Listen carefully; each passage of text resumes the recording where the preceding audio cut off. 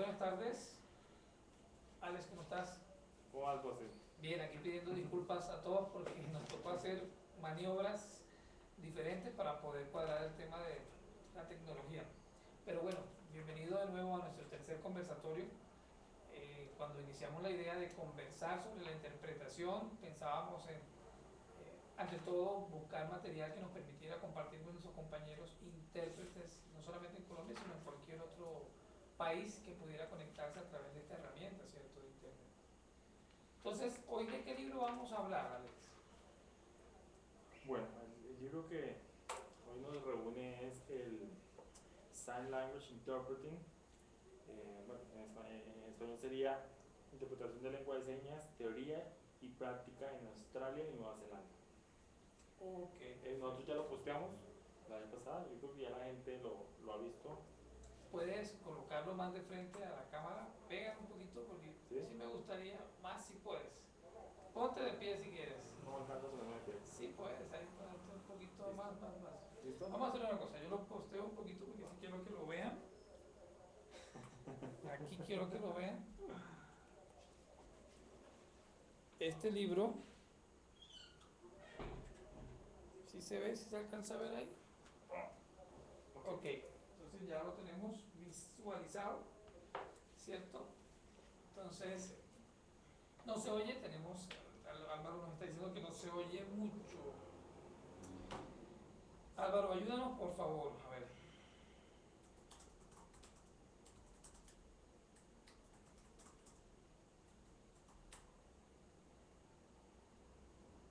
A ver si probamos.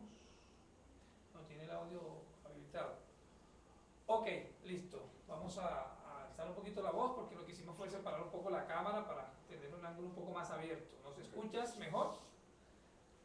¿Nos escuchan, por favor? En este caso, Álvaro, que estás en la línea, ¿nos escuchas mejor? Y hablar directo hacia Listo, aquel ok. punto.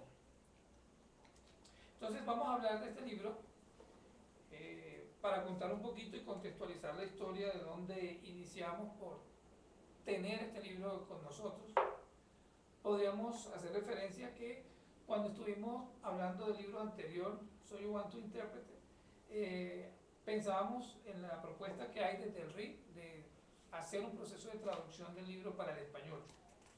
Sin embargo, cuando conversamos con la doctora Debra Russell, la presidenta de WASL, para que nos ayudara un poco con este tema, ella nos hizo referencia de que había un libro en Australia que había escrito, bueno, una de las autoras, Jemima Napio. Napier, y que nos podía servir mucho para nuestro trabajo aquí en Colombia y en Latinoamérica.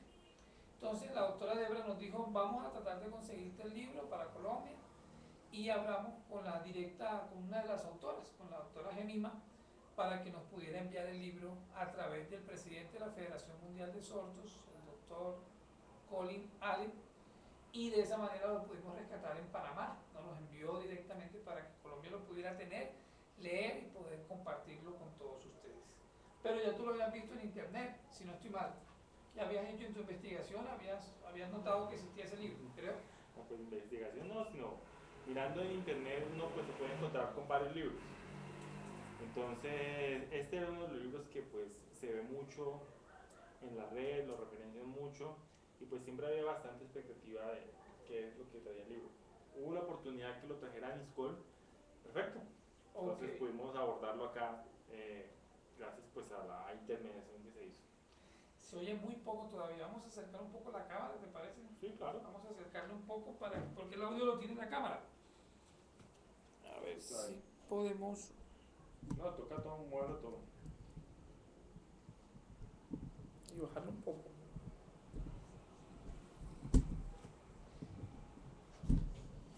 A ver. ¿Cómo se ve?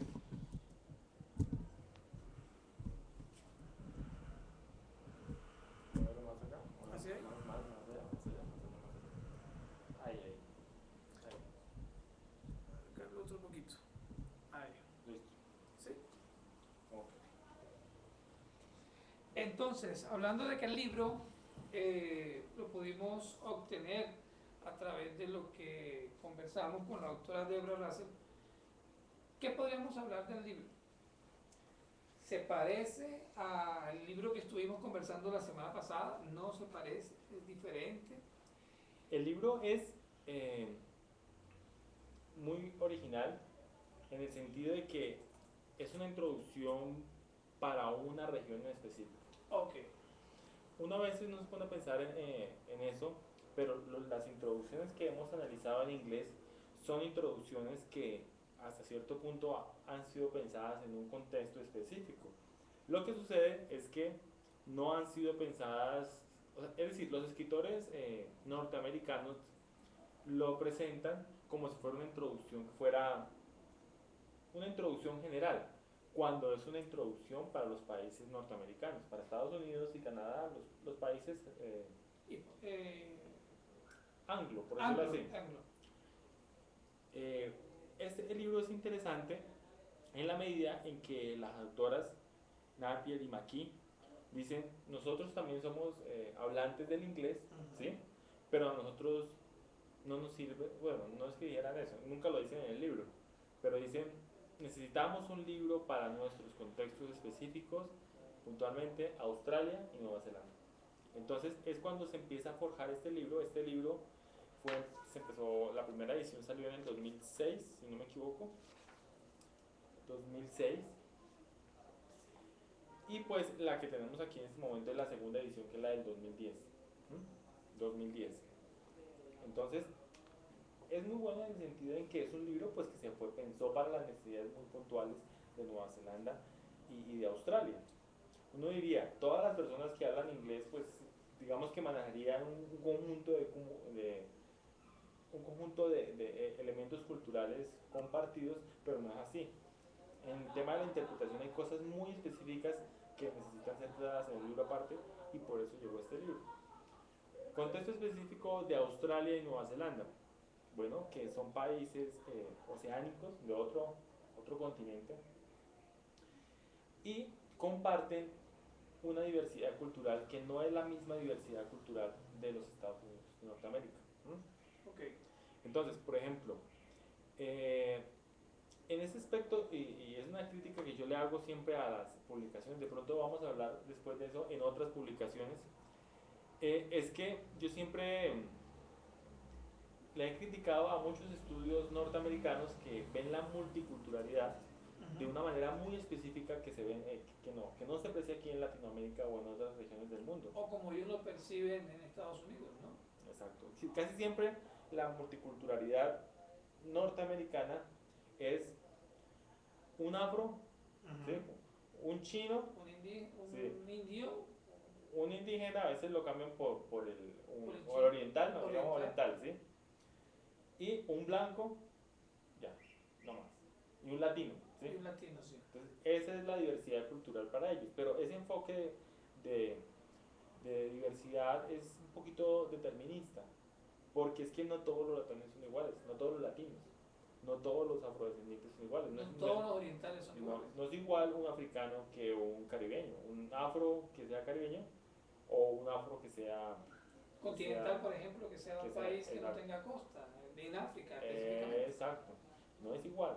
Y también los latinos, pues tú sabrás muy bien, nosotros sabemos que no es igual un argentino a un colombiano, o ni siquiera un peruano a un ecuatoriano. Eso.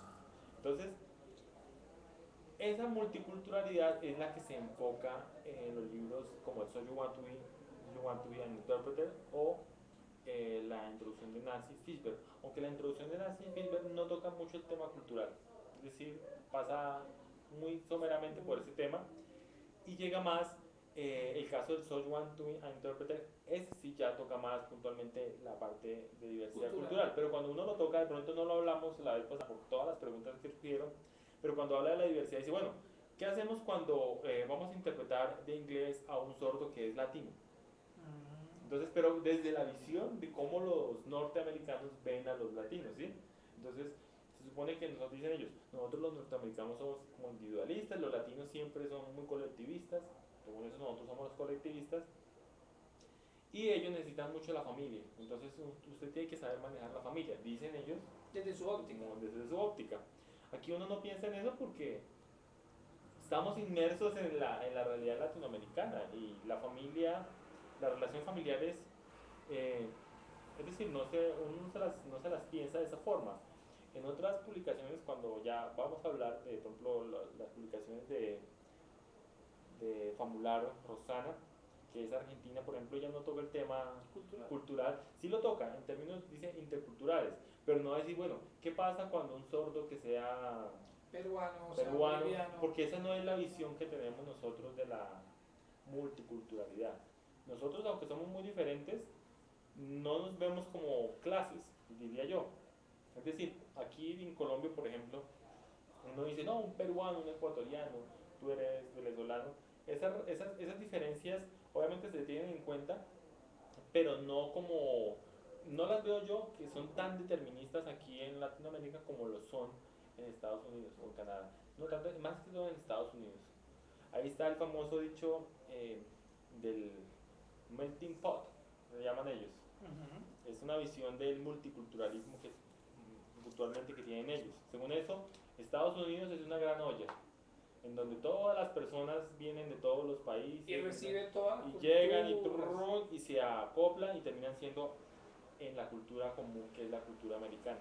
Una manera es aculturizar todos esos aportes que vienen del mundo y normalizarlos en una visión que es el American Way, como llaman ellos.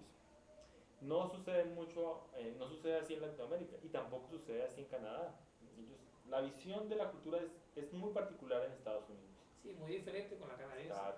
Y además, obviamente, pues lo que pasa con Estados Unidos y también lo que pasa, por ejemplo, con Francia, Italia, esos países de Europa, se enfrentan mucho a la inmigración. A la emigración sería, ¿sí? ¿Migración? Inmigración, sí, sería migración. Se enfrentan mucho a eso, entonces hasta cierto punto se consolidan ese tipo de rechazos hacia lo externo. Entonces, pues obviamente uno ya conoce el Estados Unidos, todo, se supone, ellos dicen, bueno, y también es una realidad que todos quieren llegar a Estados Unidos a cumplir el sueño americano. Lo mismo que pasa en Francia y en Italia con todos los africanos árabes que se van de ilegales. Entonces, en esos países, la construcción de la multiculturalidad es muy particular. Entonces, un libro de interpretación que hable del tema cultural, como en el caso del So You Want to Interpret o el Leyendo entre Señas, que vamos a hablar después de él, pues tienen una visión muy particular de lo que es la cultura, que a veces uno la lee desde lejos y uno dice, pero hay cosas que no funcionan, no funcionan. Eso sería por ese lado. En el caso del libro de Naiper y McKee, ellas rompen, o sea, hay un distanciamiento de esa visión. ¿Sí? Y eso es lo interesante. ¿Por qué es el distanciamiento? Porque Australia y Nueva Zelanda tienen obviamente un legado de colonialismo, ¿sí? Es decir, separación del Imperio Británico, ¿sí?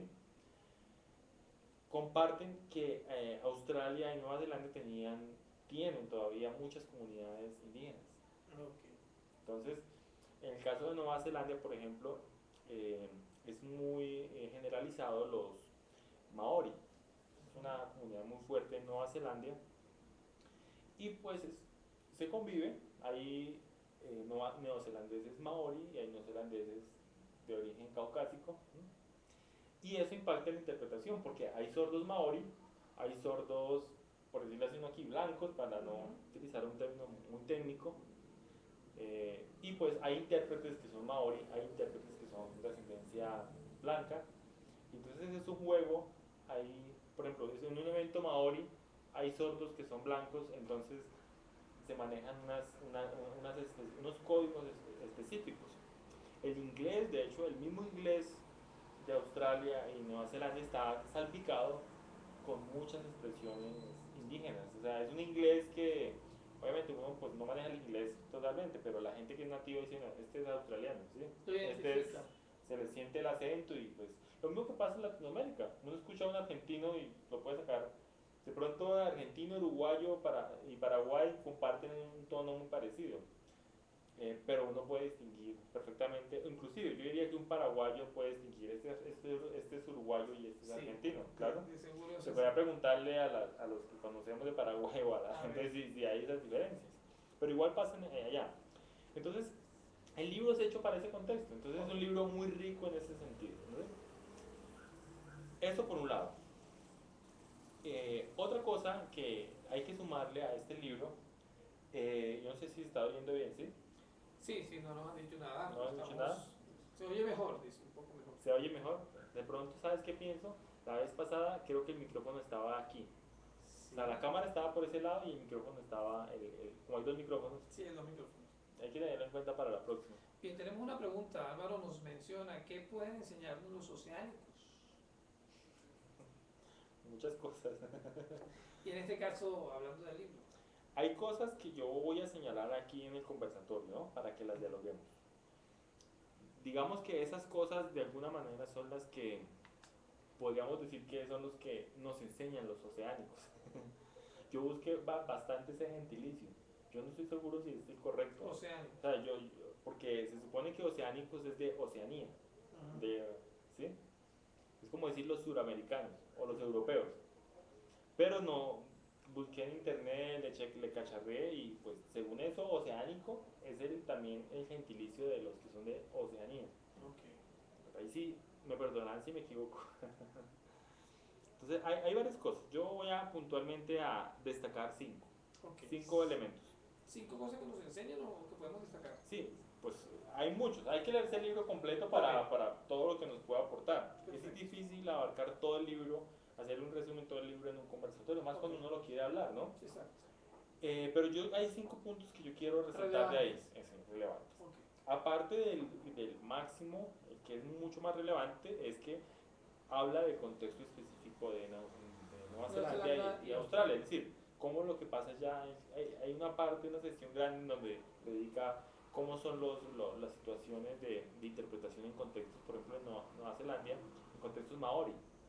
Entonces, eso ya es de por sí relevante, pero digamos que habría que hacerle la transposición a nuestras realidades latinoamericanas, porque uno no es lo mismo que sucede allá, no es lo mismo que sucede aquí, ¿sí? No puede uno pensar que ellos, de hecho, ningún libro hasta el momento piensa dar como leyes infranqueables de así es que se hace la interpretación, sino orientaciones muy, muy concretas, diría yo. Entonces, en el caso de los maori, por ejemplo, algo que es muy particular es que los maori, eh, en los ritos y en las festividades maori, ellos tienen una concepción ya indígena propia del territorio, muy diferente de la neutralidad, de la participación. Eso es algo que lo señala el libro. Hay otro que también después vamos a hablar, que también es un artículo también de Maki, que habla también, lo resalta ese aspecto, es que los maori o sea, no consideran la neutralidad, o sea, es un concepto que los maori no lo manejan. Es decir, el maori dice, ¿cómo es posible que estamos hablando todos y estamos aquí en una celebración? ¿Y cómo es posible que tú me dices que vienes a ayudar para la comunicación, pero que tú no te vas a involucrar? El intérprete, ¿no? Entonces, no, si tú estás acá, ya estás involucrado, dicen los maori, ¿no? Entonces, la visión occidental de neutralidad del intérprete, es decir, llego yo, soy invisible, solamente soy un puente comunicativo, esa visión puntualmente, digamos que es difícil que sea asimilada por los indígenas maori. Entonces, los maori, por ejemplo, dicen, no, si tú estás aquí, tú tienes que participar, y hacen que el intérprete tenga que participar en toda la actividad, el rito, todo, inclusive lo que tiene que ver con todos los tabús que tienen los maori, es decir, zonas donde las mujeres, o los paneca, llaman ellos, o sea, los que no son maori, hay regiones donde los paneca no pueden entrar, hay regiones donde las mujeres no pueden estar. El intérprete tiene que regirse por todo eso.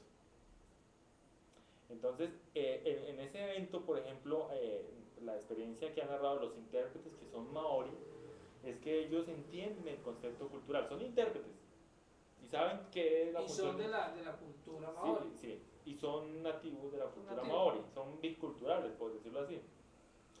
Y ellos saben que, digamos, toda la teoría que se enseña la interpretación es, bueno, la neutralidad, el respeto, pero cuando están allá ellos saben cómo es su comunidad, entonces tienen que mediar y amoldarse a esa situación. Y ellos han dicho, bueno, o ¿será que estamos haciendo mal? Pero yo sé que no estoy haciendo mal en mi comunidad, pero los otros Delante de intérpretes nosotros, me van a juzgar de que yo estoy haciendo cosas que no son. Por ejemplo, al intérprete de Maori, lo menciono también en el libro, eh, una vez que está en mesa también le piden preguntas. ¿cómo si? A ver, Es decir, los ancianos, jefes, los jefes del grupo, ¿sí? Cuando están congregados, hay unas partes en los ritos en donde le dicen a las personas tienen que opinar y ellos, en el caso que sea necesario, pueden preguntarle al al intérprete. intérprete que esté participando. Y no es o sea, es una situación de mal gusto para los maori que el intérprete diga, no, yo no. No puedo Eso participar es porque algo como, solamente no, estoy eso es interpretando. como si, entonces es como si, bueno, Una falta de respeto. exacto, me lo imagino yo, es como si pasa así, un intérprete que no conozca el contexto maori llega y le preguntan algo, bueno, ayúdenos con esto, ¿usted dónde piensa que vamos a...? Directamente al intérprete. Si el intérprete le dice, no, es que yo no me puedo involucrar, es como si los maori dijeran, si no te puedo involucrar, entonces te vas. Vete, no puedes, te vas, no puedes estar aquí. Te vas, ¿sí? Eso es tremendo, porque es una falta de respeto. ¿Cómo así que no nos vas a apoyar? No, Tremendo. pero es que yo como intérprete, bueno, nos va a apoyar como intérprete. Es una visión muy distinta, ¿sí? A ver, hago un paréntesis ahí, no sé si de pronto algunos puedan compartir. No sé si te ha pasado, estamos en Colombia, en contexto colombiano. Estamos en una reunión, una mesa redonda con personas sordas y comienza todo el mundo a presentarse. Ajá. Y entonces el intérprete no se presenta, sino que hace la voz de las personas sordas para la neta. Y llega el director de la mesa o el director de la reunión y dice, o el coordinador dice, ah, bueno, falta presentar a los intérpretes. Ustedes también, por favor, preséntense, ¿cierto? Eso se me viene a la mente con lo que tú acabas de mencionar en el tema de los maoris. A veces hay personas que no se dan cuenta de eso y el intérprete pasó invisible, estuvo ahí presente, pero nadie supo cómo se llama, de dónde viene, quién lo mandó. O en otras ocasiones hay personas que sí le piden a los intérpretes que se involucren de alguna forma, no opinando, pero sí como haciéndose visible. ¿Usted quién es? ¿Quién lo envió? Por ejemplo, eso podríamos asimilarlo en algún aspecto con lo que acabas de mencionar. Sí, sí, ahí creo que, no sé si es Nancy Fishburne, uno de los libros más antiguos, que toca esos temas. Y una de las cosas que a mí me asombró del libro de Nancy Fishburne, que es hace, ¿qué? 20 y pico de años, 28 años, fue precisamente ese aspecto, que tocaba temas que me parecían muy actuales. Y creo que es Nancy Fishburne la que toca directamente eso. Y la solución me parece muy equilibrada. Entonces, digamos, eh, opción uno, Opción 1. ¿sí? El intérprete, creo que el tema como lo toca Nancy Fishburne es cuando está interpretando. Entonces llega la persona, o yo no sé si es acá, el pasa es que cuando uno ya me he leído las tres introducciones, llega un momento que ya no sé en qué parte está. Se mezcla un poco. Yo creo que es acá, pero o sea, Nancy Fishburne también tocó unos temas muy buenos. Ahí te queda de la duda de si está en este o en el otro libro. Pero menciona ese caso. Está el intérprete haciendo su trabajo. Y llega y el profesor o la persona que está ahí o llega y empieza a hablar el intérprete. ¿Me podrías hacer un favor? Dime como una pregunta muy Sí, puntual. se dirige al intérprete. ¿Cómo ubicamos a los sordos o cómo los podemos tratar? Entonces, opción uno, el intérprete lo ignora. Entonces, uno pudiera hacer la evaluación de eso. Uno. Impacto. Opción 2, el intérprete se pone a hablar con la persona. ¿Sí? Y deja de interpretar. Deja de interpretar y habla. Y opción 3, una solución media. De pronto él interpreta y le dice, qué pena, no sé si quisiera preguntarle directamente a los sordos eh, o busca una forma en que se dé cuenta la persona que está trabajando y Que le está de interrumpiendo. pronto los sordos necesitan saber de qué estamos hablando, si quieren le puedo preguntar a ellos o no sé, o puede buscar formas más diplomáticas. Pues realmente no sé, si quiere le preguntamos al auditorio qué piensa. Exacto. Cosas así como salidas por la tangente. No hay fórmulas, no hay fórmulas, pero date cuenta que es muy similar, que tiene que ver con el aspecto de la neutralidad. Entonces, los dos son graves, los dos extremos. A veces uno se le dice que que digamos, es importante la neutralidad, pero uno tiene que pensar y hay que recordar que los dos son usuarios del servicio, los sordos Y los y oyentes. los oyentes. Ahora, no son en el mismo nivel de estatus. Los sordos son la comunidad que está siendo vulnerada. Exacto. Entonces, pues uno también no tiene que tratarlos por igual. Pero digamos, si yo ignoro a la persona y me sigo hablando, paso por ser grosero ante la persona. Sí. La persona, oye, pero respóndeme. Y el Y, otro se hace el loco. y, no, y muchas veces sucede que quien te está contratando el servicio no es la persona sorda, es la persona oyente que te está preguntando. Entonces también hay un juego digámoslo así, de poderes, porque hay una persona que está pagando tus servicios para que interpretes en una reunión y esa persona te está llamando la atención, te está diciendo que quiere hablar contigo. ¿Qué respondería uno en ese momento? Eso es interesante. Una pregunta que tenía yo desde la semana pasada, en los libros que hemos estado analizando, ¿cómo catalogan al intérprete? ¿Cómo lo denominan? ¿Intérprete de lengua de señas, intérprete para sordos, intérprete señante? ¿Cómo ha sido En inglés. en inglés? En inglés, las tres introducciones que hemos tocado, sí, es intérprete de lengua de señas. Intérprete de lengua de señas. Lengua de señas. Perfecto, tenés algo. El anterior decía intérprete para sordos, pero desde Nancy Philipper se ha utilizado esa tradición de intérprete de lengua de señas. Okay. Más recientemente se está utilizando intérprete de lenguas señadas. ¿De lenguas? De lenguas señadas. ¿Lengua o lenguas? Lenguas señadas. Porque, ¿Por qué? según eso, lo que mencionan, eso lo vamos a hablar más adelante con el de Janssen, resulta que cuando se dice lengua de señas, todavía en esa denominación permanece en el imaginario colectivo que las lenguas de señas son lenguas de mímica, de gestos. Y algunos autores han optado por hablar de lenguas señadas. Lenguas señadas en oposición a lenguas habladas. Las lenguas habladas son el español, el francés, el alemán, las lenguas habladas. Y las lenguas señadas serían la LSC, ASL, sí, todas las denominaciones. Cuando se refieren a una lengua en específico,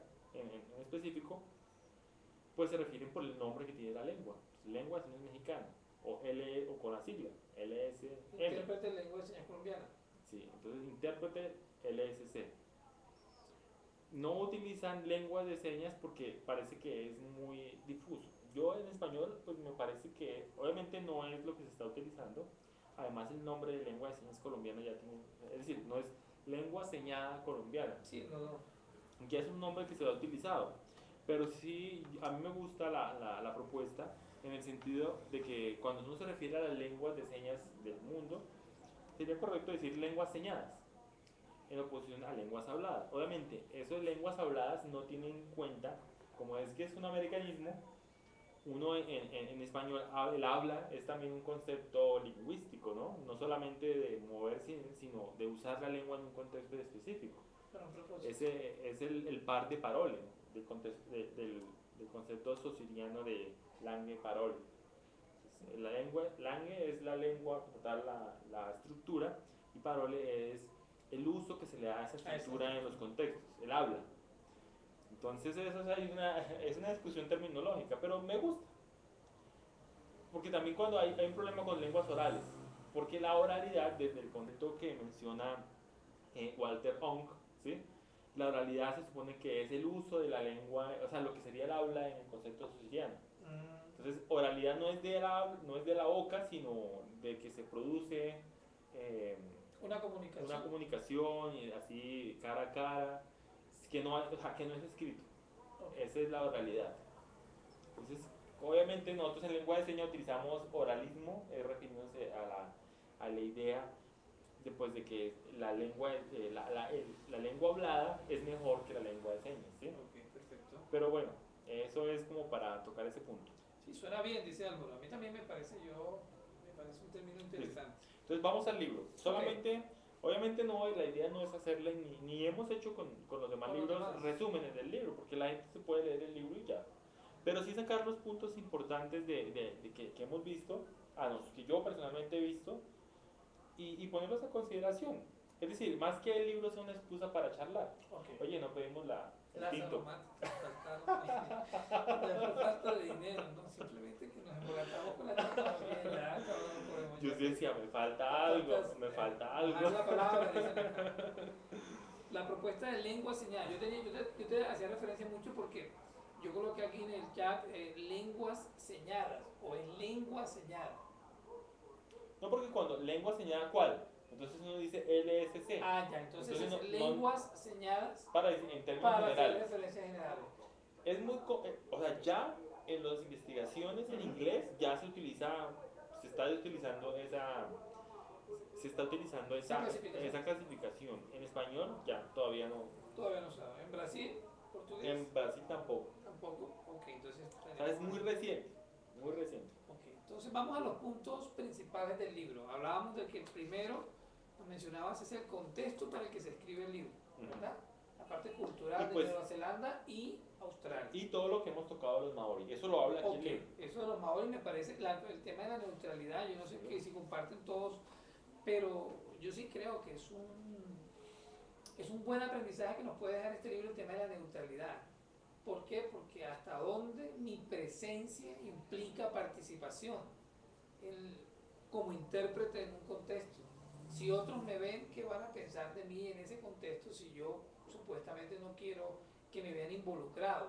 Entonces ese concepto es muy interesante, como lo ven los maoris, como para analizarlo. Pero tú mencionabas que hay 5 puntos. ¿Cuáles podríamos comenzar a hablar de esos 5 puntos? ¿De qué puntos? Listo, bueno. Por ejemplo, aquí, página 19, la parte que me parece a mí muy interesante es sobre el enfoque que asume este libro.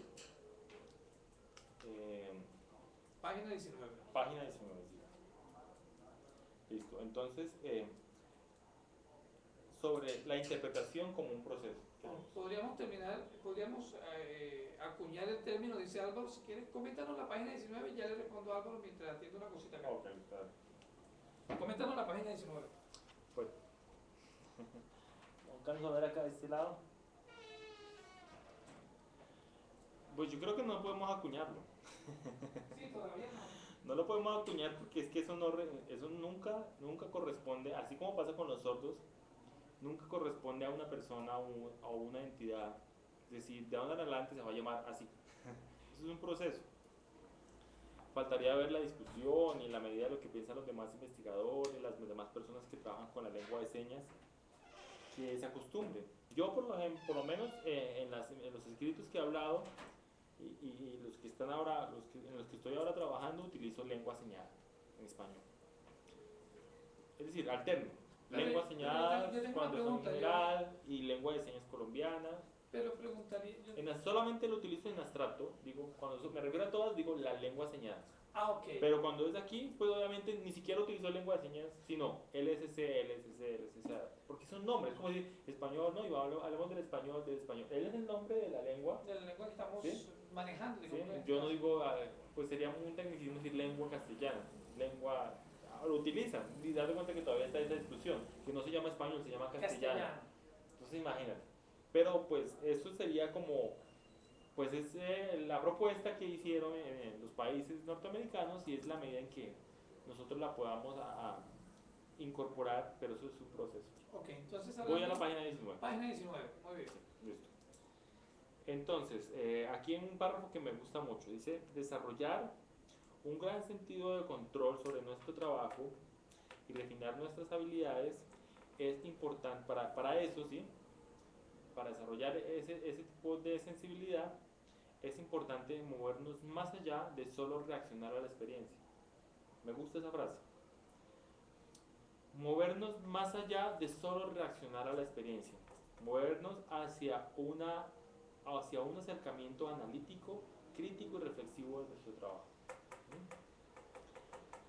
Me parece importante esta frase, la quiero resaltar, es porque esa es si nosotros pudiéramos resumir la interpretación en Colombia, bueno, hablemos de Colombia, ¿sí? El trabajo de los intérpretes hasta el momento, todo lo que hemos podido hacer ha sido eso. O sea, trabajamos ensayo y error.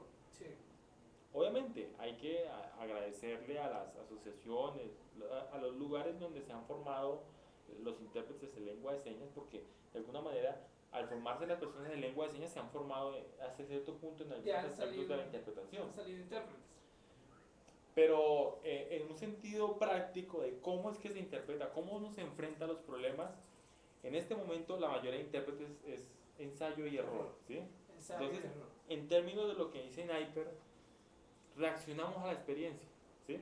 Sí, como nos fue, corregimos O sea, o seguimos. Voy a hacerle, esperemos a ver cómo me va, Ojalá me salga bien. y en el camino voy voy haciendo los ajustes. Ahora, ¿por qué señalo esta parte? Porque lo que trata mostrar, en el mismo párrafo lo menciona Naiper, es que ya una introducción de este tipo no va a eso, solamente a reaccionar a los problemas. Entonces, una introducción de esa naturaleza podría ser, si te pasó esto, entonces haz esto. Y si tienes este problema porque la persona dijo, entonces tocaría exponer las enésimas posibilidades para darle enésimas respuestas. Y lo que se trata en este caso de la investigación, o la introducción, es responder de acuerdo a lo que se ha investigado. Este libro es original en el sentido en que recoge, o sea, Emma Naiper es una investigadora de la interpretación. Hizo su doctorado en el Reino Unido y lo hizo sobre interpretación y ha trabajado muchos años, yo diría unos 20 años, en el tema de la interpretación. Entonces uno mira la bibliografía y es muy rica. Yo cuando lo estaba leyendo te comentaba, José, que es asombroso que se ha investigado muchos aspectos de la interpretación. Se ha investigado la interpretación en contextos, en los contextos que uno menos cree, ¿sí? Por ejemplo, hace poquito el libro que había sobre intérpretes designados, ¿sí? Los intérpretes que trabajan con un sordo, que es un sordo, una personalidad, un académico, un científico, y que tiene solamente un intérprete y lo representa. Es decir, trabajan de señas a voz, son la voz del sordo en todo lugar. Eso es un perfil muy específico. Hay investigaciones de eso. Hay investigaciones sobre los efectos emocionales de los intérpretes, que lo voy a tratar más adelante. Es asombroso. Toda la cantidad de Sí, material eso que hay con yo relación diría a la que interpretación. abrumador. Es decir, no sé a qué horas uno se pone a Pues, leer todo eso y adelante, por decirlo así, a qué horas uno se actualiza, ¿no? O sea, es un campo muy grande, como todos los campos de conocimiento. Es, pues, esto nos daría fuerza para decir que, o sea, perfectamente podría existir un pregrado de interpretación, o sea, investigaciones obviamente que en español no, pero investigaciones a la data, personas investigando un tema, muchas, en los países más que todo hablantes del inglés. Entonces, el libro, y eso hay que sumarle, es que dicen, ya no vamos a asumir de que, o sea, no vamos a asumir la visión de hay que reaccionar a los problemas, sino vamos a entender las razones, y aquí yo lo subrayé, ¿sí? Tenemos que ser capaces de identificar las razones por las cuales cometemos errores o tomamos buenas decisiones en los resultados de interpretación, ¿sí? Entonces, ese es un enfoque que es el recientemente utilizado investigando en interpretación, que se llama, es el acercamiento orientado al proceso, ¿sí? Orientado al Orientado al proceso. proceso. Entonces, cuando uno se lee el libro se da cuenta que efectivamente, como quien dice, aplica todo lo que de alguna manera lo que se ha hecho en teoría de la interpretación y todo lo que se ha investigado, lo resume de manera práctica para formar intérpretes. Como es una introducción, es para formar intérpretes, ¿no? No es de un libro de investigaciones. Pregunta, hablaron donde dice nuestro compañero en el chat, como dicen en las recomendaciones, ¿sirve para los formadores de intérpretes? Claro. ¿Cómo? Cuando uno tiene una publicación en donde le explica claramente a los que están iniciando cómo tienen qué campos tienen que desarrollar, si yo soy formador de intérpretes, yo también puedo beneficiarme de esos elementos en la medida en que yo puedo utilizar los campos para aplicarlos en mi ejercicio profesional. Es decir, si yo soy un formador de intérpretes y soy el que me limito a ver a los intérpretes y a decirles que están mal, que no, que está mal, eso está así, si yo solamente me limito a eso, no estoy haciendo mucho como formador de intérpretes. Okay. Porque la persona seguramente se va a asustar, se va a aburrir, o de pronto la persona o reacciona reacciona positivamente. pero no estoy construyendo el por qué. Es decir, como intérprete yo debería decirle, formador de intérpretes, debería decirle a la persona, tú te equivocaste, pero te equivocaste por esto. Es decir, no solamente el error, sino la razón en el proceso de por lo cual tú llegaste a ese error. O sea, tú cometes un error de interpretación, lo puedes cometer por problemas léxicos, pero también lo puedes cometer por problemas de memoria, problemas de proceso. Identificar dónde está Eso no es fácil, no es fácil. Y cuando uno entiende claramente el proceso, o por lo menos un resumen de las actividades, pues yo diría que se pone uno como, mejora uno como formador de intérpretes, ¿sí? Muy bien, le damos la bienvenida a Nedgar, que se conecta en este momento. También lo estamos invitando a que participemos todos. Estamos compartiendo el libro de Naiper y McKee para conversar con todos sobre cómo este libro de una introducción de interpretación para Nueva Zelanda y Australia Sí. también puede ser un contexto en el que estamos conversando para que nos puede servir para formadores, por ejemplo, para los que quieren aprender a ser intérpretes. Muy interesante, por ejemplo, el segundo punto, el de las actividades que sugiere. Esto es un gran resumen de unas 5 o 6 investigaciones, 5 libros, llegan y hacen el resumen y lo ponen en 2 o 3 hojas. Perfecto para una introducción. Es decir, ¿qué hacemos para que los intérpretes sean mejores? Tú sabes que una de las la pregunta del millón. Uno ve, hay intérpretes que pues puede ir con el tiempo mejorando, pero hay gente que de pronto llega, interpreta y se queda como ahí, estancado en el tiempo, ¿sí? Ni empeora ni mejora. O de pronto hay unos que empiezan a empeorar con el tiempo. Entonces, ¿qué hacemos para mejorar nuestras habilidades en la interpretación? Nosotros en Aniscol, cuando trabajamos este tema, quizás de pronto le dimos mucha prioridad al conocimiento. Yo de hecho aquí señalé una parte en donde mencionabas, bueno, en esto fue lo que nosotros le hemos apuntado. Y yo creo que muchos programas de interpretación lo han hecho así. Más que todo es el conocimiento, es decir, tú tienes que leer muy bien, tú tienes que saber del mundo, tú tienes que tener una buena producción en tu lengua, en tu primera lengua, lengua escrita, lectura, expresión oral y conocer, ¿sí? Tener una formación profesional. Cuando una persona tiene una formación profesional, pues ha pasado por unos procesos de formación que lo pulen en su forma de escribir, en redactar informes y aprende cosas, ¿no? Cuando una persona pasa por la universidad, tiene ya un cúmulo de conocimientos de una área específica, ya sea psicología, trabajo social, sociología, lingüística. Eso no se puede pasar por alto y no se puede pasar en el sentido de que influye en que la persona sea un mejor intérprete en esos contextos o en contextos que demanden este tipo de conocimientos. Hay un aspecto que dice Anesgar que también sería interesante tenerlo en cuenta para eso de cómo hacer que los intérpretes sean mejores, y él habla de la autoevaluación, claro, que era uno de los aspectos que ahorita pues estábamos analizando del primer punto que mostraba, ¿no? Con respecto a eso hay un punto del quinto, voy a tocarlo, okay, que también lo menciona aquí el libro. Estamos hablando de 5 puntos relevantes del que los libro. hemos sacado al azar. Ok, estábamos hablando del primero, ¿verdad? Que era que el libro no solamente se propone aplicar lo que hay en investigaciones en la formación de intérpretes.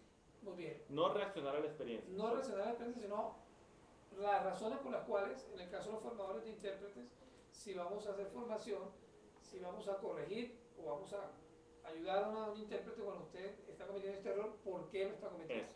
No es decir, tú no eres intérprete, tú no haces bien el trabajo, sino está fallando en este aspecto, por esta razón. Porque es que perfectamente, si uno tiene las herramientas teóricas y conceptuales para poder formar intérpretes, o para uno formarse o empezar, o sea, tiene unos elementos para saber cómo es que uno se forma como intérprete. De hecho, esto es un proceso, ¿no? Nadie, o sea, uno realmente continuamente se está volviendo intérprete. Nunca llega un momento en que llegó y ya cumplió la etapa ya se volvió intérprete. De hecho, hay una investigación muy famosa, no solamente lengua de señas, sino lenguas orales en general, que es de un autor que se llama Gile. ¿Y sabes cómo se llama el libro? ¿Cómo? Se llama Volviéndose traductor. Volviéndose. Se llama así. Y la conclusión de ese libro, que no es lengua de señas, ¿no? Es en general. Lo que dice Gile al final es sencillamente eso.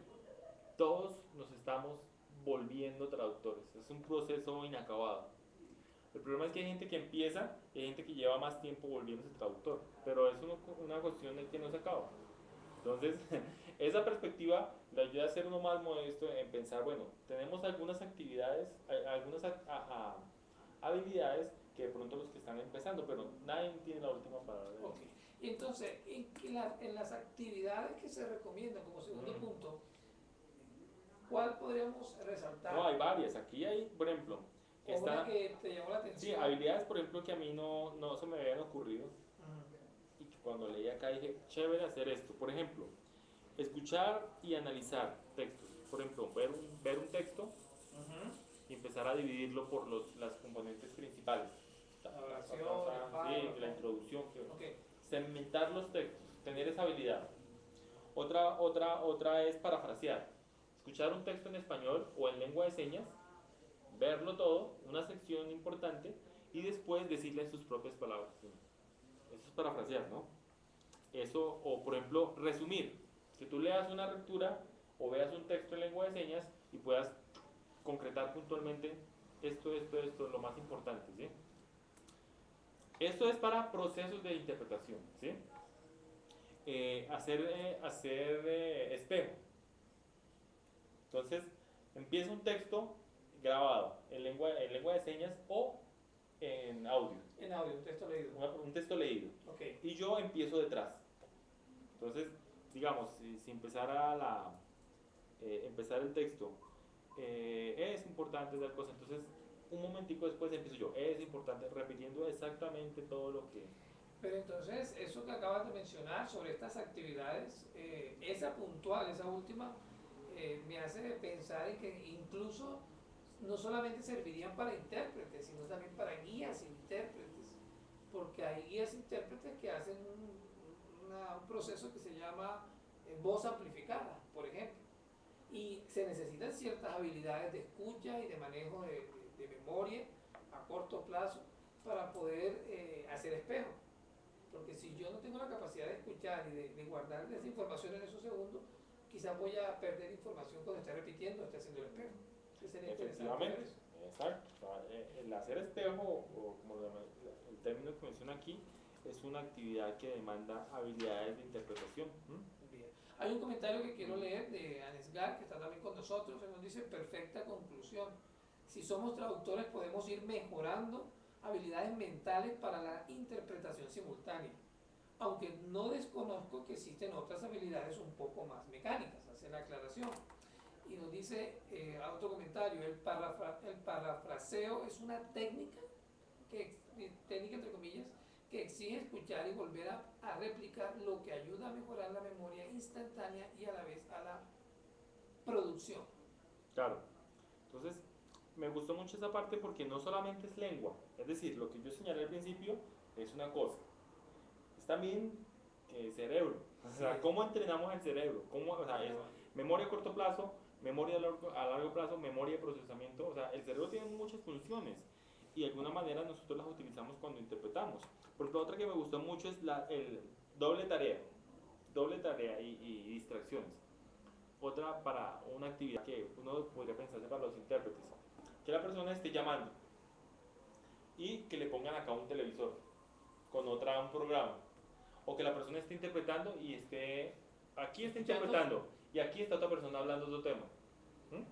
O sea, esta persona es la que está haciendo voz para interpretar, entonces yo lo interpreto, yo estoy escuchando, pero aquí está otro hablando con una conversación.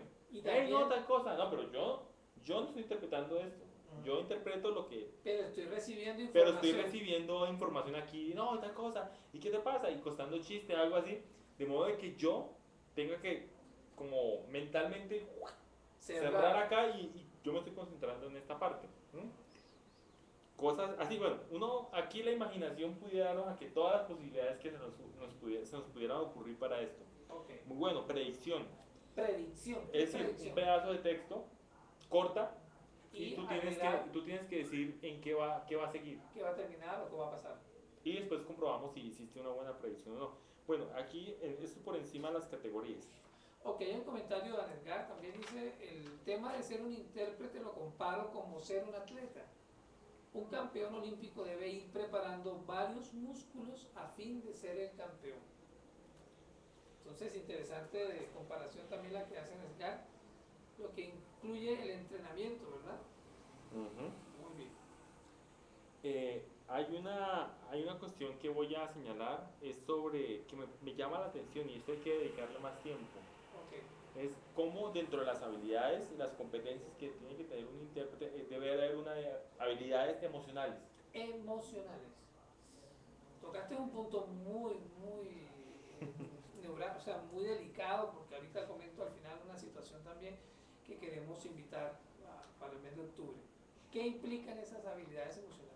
Pues todavía no sé, pero o sea, a lo que me refiero que toca este punto es que bueno, se habla mucho de confidencia, resiliencia, humildad, eh, confiabilidad, autodisciplina, independencia, eh, disfrute del trabajo, entusiasmo, flexibilidad, adaptabilidad, sentido del humor. Bueno, esas son como ¿sí? Las categorías.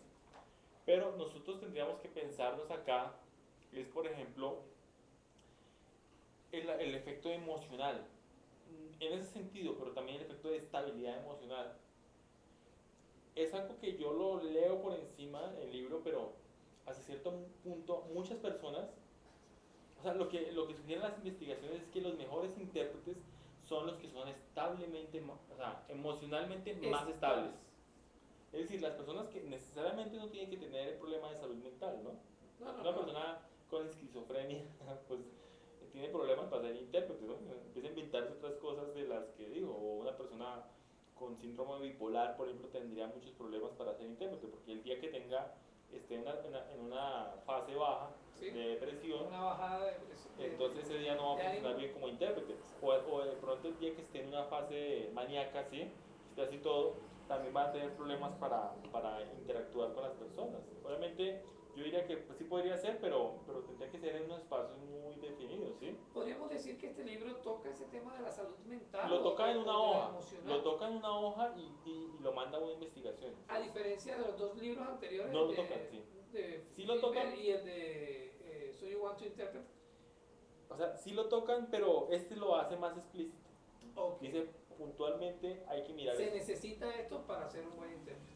Un manejo emocional estable. Sí. Bueno, hay unos comentarios, te detengo un poco ahí, donde dice donde Álvaro habla de podría trabajar ciertos puntos puntos claves. Él menciona para el tema de mejorar, para ser intérprete, cómo ser mejores intérpretes, y él habla de dos aspectos que muchas veces los recordamos: memoria a corto y memoria a largo plazo. Pero hemos sacado de este libro como un punto interesante que no solamente es eso. Hay otras habilidades cognitivas que tenemos que desarrollar, porque siempre hablamos de memoria a corto y memoria a largo plazo. No más, sí. No más, pero no, eso es la punta del iceberg quizás, pero hay otras facultades que necesitamos entrenar, como mencionaba ahorita Álvaro, Anegar, pero Álvaro, bueno que lo haya citado en estos dos puntos, que no solamente son eso. Y dice Anegar, yo diría que antes que nada, dice él, se debe trabajar en la comprensión en ambas lenguas. Claro, es lo básico, es ¿no? Lo básico, es sí. un fundamento. Estamos diciendo eso. Solamente que pues de ahí para allá hay otro tipo de habilidades. Y estamos hablando de esas habilidades, hablando de lo que tú mencionabas ahorita, las habilidades emocionales, o más que habilidades como la estabilidad emocional. Yo me puse a investigar también un poquito sobre el trauma vicario. Estuve leyendo un poquito, buscándole la ruta, y en verdad es muy fuerte el sentido en el que se menciona cuando una persona no es capaz de manejar las emociones, y eso bueno, esto apuntaría de pronto a lo que hablamos del trauma vicario, sí, el lunes pasado. Es decir, como lo menciona Famularo, la interpretación son situaciones problema. Un intérprete lo que está haciendo es solucionando problemas a cada instante. O sea, el ejercicio de la interpretación es una solución de problemas. O sea, si tú no sabes solucionar problemas en la vida real, no puedes si tienes si tienes problemas emocionales para solucionar un altercado con un amigo o con un familiar, o eres una persona que te deprimes a cada momento, o que te estresas cuando una persona que te estresas de presión, le va a costar interpretar. Claro, entonces, obviamente, investigaciones, aquí en el libro mencionan las dos, pero yo no las he leído, ¿no? No podemos decir. Me tocaría mirar. Pero habría que andar por eso. O sea, ya lo están señalando, que es lo más importante. Lo están señalando las investigaciones. Es decir, hay que tener también una estabilidad, ¿sí?, emocional. Muy bien. ¿Qué otro aspecto podemos podemos señalar.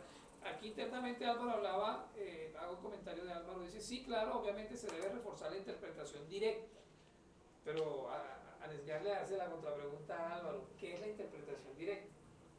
¿Verdad? Esperemos que nos responda. Entonces dice Álvaro aprovecha y comenta, dice, es la interpretación a voz. Pues no sé cuál sería esa categoría. Exacto, yo también quería como que de pronto si Álvaro nos puede aclarar un poquito, bueno, Álvaro diría de español a español, quizás como escucho y hablo de español, hablo hacia mi propia lengua, dice, o sea, a nuestra lengua, interpretación directa, indirecta o directa, pero tocaría, yo no, esa categoría no la había leído. No, yo no la había escuchado directa en directo. Sí, Se puede malinterpretar. Se puede, porque yo sí la escuché en otras situaciones. Y todas las interpretaciones son indirectas. Sí, o sea, más en el como sentido de que pasan por uno. Exacto. Indirecta sería como que escuché por allá y me... No, o sea, son indirectas. Yo las siento indirectas porque directo sería... ¿Qué es directo? Pues que el oyente haga señas y le hable sordo, no necesita un intérprete. Pues yo lo veo así, ¿no? Directo se siente así. Pero bueno, un tema que sería interesante. Indirecto yo no sé, no. Sería interesante como tenerlo ahí. Bueno, sigamos con la parte aprendizaje. Del punto del libro, aprendizaje. Yo no sé si quieras mostrar esta tablita. Vamos a mostrar esta tabla, a ver, tú me indicas si se logra ver bien. Ok. De modo para que quede en el video, se acerca, acércalo un poquito más. Un poco más lo acerco. Bajar un poquito más. Ok, ¿cómo se ve ahí en esa parte? Bien. Listo. Ahí lo pueden detener en el video, poner una pausa y verlo un poquito más. Listo. A mí me gustó este diagrama en el sentido de que empieza a hablar sobre la actitud lingüística. Actitudes lingüísticas. Perdón, me equivoqué. Dime bien, a ver. Actitudes de aprendizaje. Actitudes, con C. Sí. De aprendizaje. De aprendizaje. Y aquí hablan de el ciclo, no sé cómo se llamaría, como el ciclo de aprendizaje, ¿sí? ¿En qué página está, perdón? En la página 59. Página 59, muy bien. El modelo se llama así, modelo de aprendizaje de competencia consciente. Se llama así, modelo de aprendizaje de competencia consciente.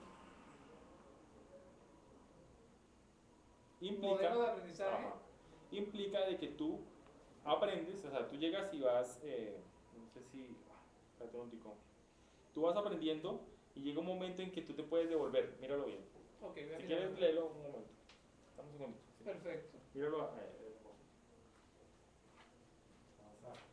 Entonces es un proceso que va secuencial, pero en algunos momentos se devuelve hacia una de las competencias que uno desarrolla. Ok.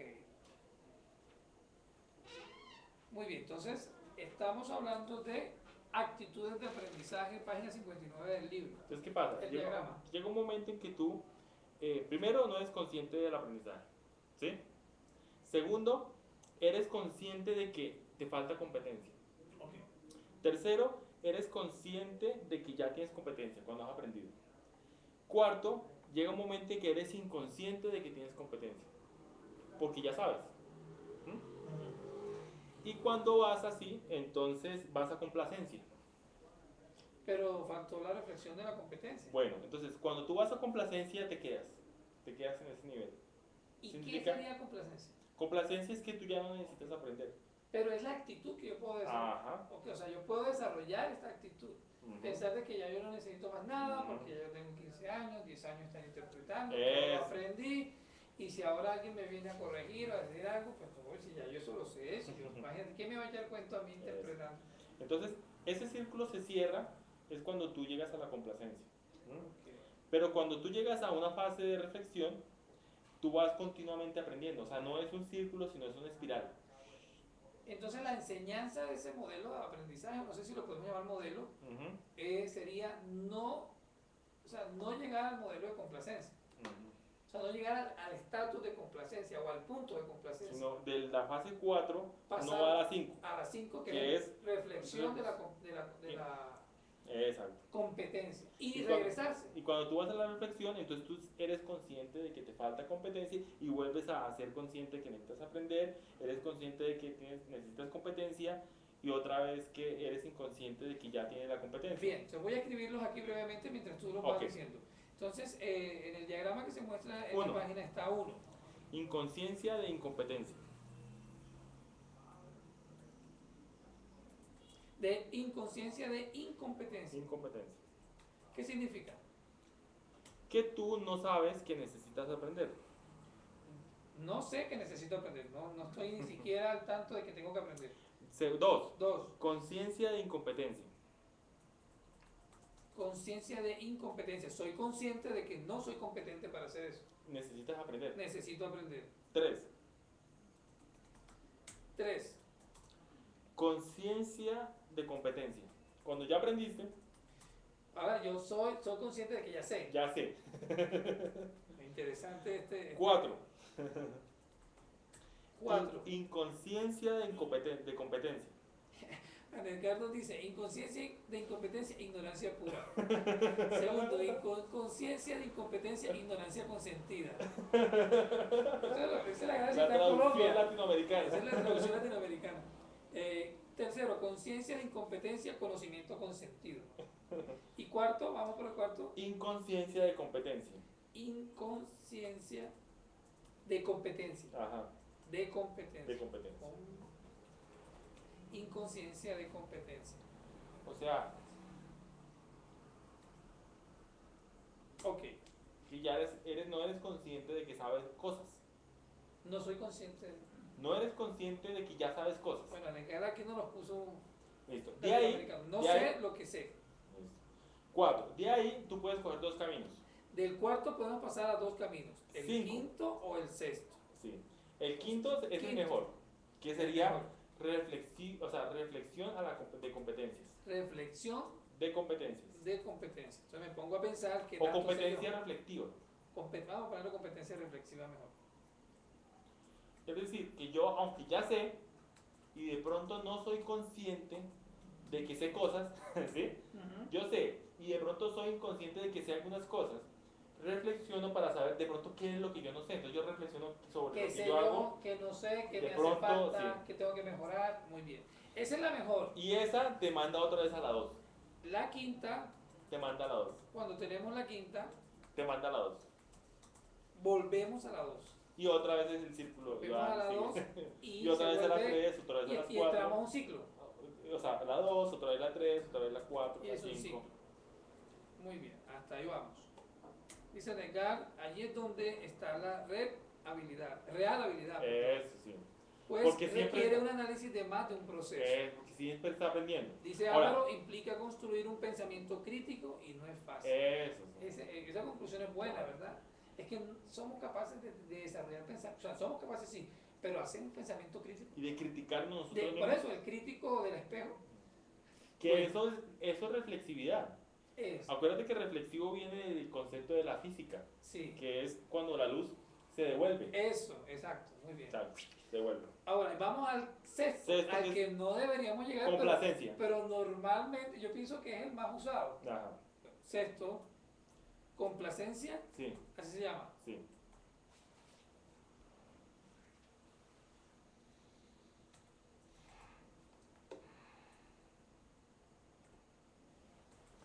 Complacencia.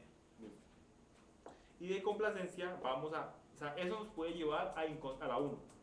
A inconsciencia de incompetencia. Cuando llegamos al sexto, a complacencia, volvemos al 1. Al 1, sí. Y eso es totalmente un proceso mucho más largo. Volvemos al 1. Muy bien. Entonces dice Anesgar, ese se convertiría en un círculo, pero no vicioso, sino virtuoso. Muy bien, entonces repasando otra vez lo que estamos terminando de hablar del libro, página 59, sobre aprendizajes o modelos, actitudes de aprendizaje. Muchas veces nos estamos deteniendo más o hacemos el círculo, hacemos el ciclo y llegamos al nivel 6, complacencia. Creemos que ya todos lo sabemos, que ya no necesito que nadie me ayude, o que yo no tengo que aprender más nada, o muchas veces sucede, bueno, ¿y qué es lo que está diciendo este intérprete? ¿O Bueno, qué me va a enseñar? eso vendría por ese lado. Ok, Listo. Entonces, otro punto ya para finalizar, sí, que yo le critico al libro es en la página 30, por ejemplo, cuando habla de traducción literal y traducción libre. O sea, interpretación, perdón. Interpretación literal y interpretación libre. Yo siento de que al libro le hace falta más conceptualización de la teoría de la traducción en general. Se basa mucho en los estudios de NIDA, por ejemplo, de la equivalencia dinámica. Pero esos estudios, cuando uno ha hecho de pronto un barrido a otro tipo de literatura, se da cuenta que no son los únicos. Inclusive es cuestionado. Nosotros en nuestro libro, por ejemplo, hicimos todo el barrido a las teorías y se puede dar cuenta uno que para considerar el tema de interpretación literal o interpretación libre, hay muchas formas de abordarlo. Y creo que el libro se queda corto en esa parte, me parece. Ok, perfecto. Dice Anislar, perdón, Álvaro dice, a veces lo más difícil es convencer a alguien que necesita mejorar. Eso es cierto, pero yo también a veces pensaría... Y lo más difícil a alguien que necesita mejorar y que ese alguien sea uno mismo. Y que ese alguien, me acabaste de completar la frase, que ese alguien sea uno mismo, ¿verdad? A veces es muy fácil ver a los demás, pero verse uno es muy difícil. Y dice Anislar también, todos tenemos que pasar por complacencia y quedarnos allí un momento para mejorar la autoestima, pero seguir cumpliendo los demás procesos. Lo que pasa es que la complacencia, como su palabra lo dice, muchas veces, o bueno, la palabra no lo dice, sino que muchas veces pasa de que nos quedamos ahí. O sea, se queda complacido. Nos quedamos, es que es muy fácil, ¿cierto? Y yo lo compararía a una situación social. O sea, si tú cuando estás en la playa descansando estás tan complacido que tú no te quieres parar de la playa. O sea, es muy fácil llegar a un estado óptimo. Pero en el tema de la interpretación no es un tema que se quede. No podemos decir hasta aquí llegué, sino, como mencionabas, la frase que me llamó la atención, ¿cómo es? Volviéndonos intérpretes, volviéndonos traductores. Muy bien. Dice Anegar, yo ando allí. O sea, ya Anegar que está reconociendo que está en la complacencia. Yo también está en la complacencia muchas veces. Créeme que nos toca replantear. Muy bien, entonces un libro muy bueno para recomendar, para que todos lo podamos analizar, leer, ojalá adquirirlo, ¿verdad? Se encuentra en internet, podemos comprarlo por internet, es un libro que está en internet. ¿Cómo qué precio oscila? Pues, no me acuerdo en este momento. No, pero quizás no pase de $40. No pasa de $40. Ok, es un libro que podríamos invertir, de pronto una institución educativa, de pronto si no podemos comprarlo. Es muy bueno, bueno. Si se va a comprar una introducción para intérpretes, que sea esta. Sí, la sugerimos por encima de So You Want Interpreter. No, es que son libros tan distintos. Son diferentes, ok. Pero este es más concreto, es más renovado. A mí me gustaría más este. Bueno. Además, bueno, tendría que la gente empezar a leer en inglés, ¿no? Me gustaría más este que el So You Want to Interpret. El So You Want to Interpret es mucho más, es más hablado, es más conversado. Pero pues ahí me creo que es más concreto este. Bueno, por eso ya entre gustos no hay disgustos. Yo nos dice que, perdón, Dirección Técnica nos menciona que podíamos hablar un poco más fuerte. Hoy estuvimos tratando de hacer una imagen un poco más amplia y tuvimos un poco de problemas con el sonido, pero ya estamos terminando, querido John, qué pena. Vamos a prometer que vamos a mejorar un poquito el sonido, estamos mejorando la calidad de la imagen un poco para que no se vea tan cerrada y eso nos afectó hoy. Para concluir este libro que ha sido muy interesante, ojalá puedan leer también los comentarios que se hicieron en el chat, porque quedaron ahí como de todo lo que gustó mucho, me llamó la atención el tema de los diagramas. Muy interesante ese tema de las actitudes del aprendizaje. Muy bien, para concluir, interesante decir que estamos muy contentos de que estamos teniendo personas que se están conectando a escuchar estos conversatorios, a leerlos, chat o a verlos en su tiempo libre, otros a conectarse en vivo. Invitamos a los de Bogotá, si quieren en algún momento participar, y aquí estar en vivo, en directo, pueden venir a tomarse un café, una aromática, lo que quieran, simbólicamente, más que todo es reunirnos para hablar sobre interpretación. Y contestando una pregunta que nos hacía Álvaro, que yo la hizo, pero no la leí al aire en ese momento porque no era como pertinente en el punto, era que estaba pensando o que hace Anis Cole en el tema de la capacitación en las regiones.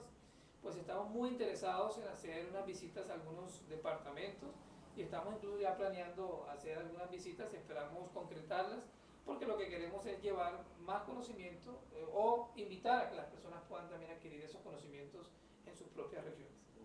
Entonces les agradecemos a todos. La meta siempre es estar trabajando entre una hora, hora y cuarto. La vez pasada nos extendimos hora y media y perdimos la conexión del live stream, pero les agradecemos a todos su participación. Comentarios, sugerencias, escríbanos, nos las pueden escribir al correo administración@niscol.org. Lo que ustedes nos digan lo hacemos porque queremos retroalimentar estos espacios y que no solamente seamos nosotros, sino que podamos invitar a más personas a hablar sobre interpretación. Si se ha leído un libro, tiene algún comentario, venga y hablamos de la interpretación. Los libros son pretextos. Sí, el pretexto es aquí, es el libro. Es el libro, exacto. Nos dan una luz más clara para saber por dónde empezar para la formación.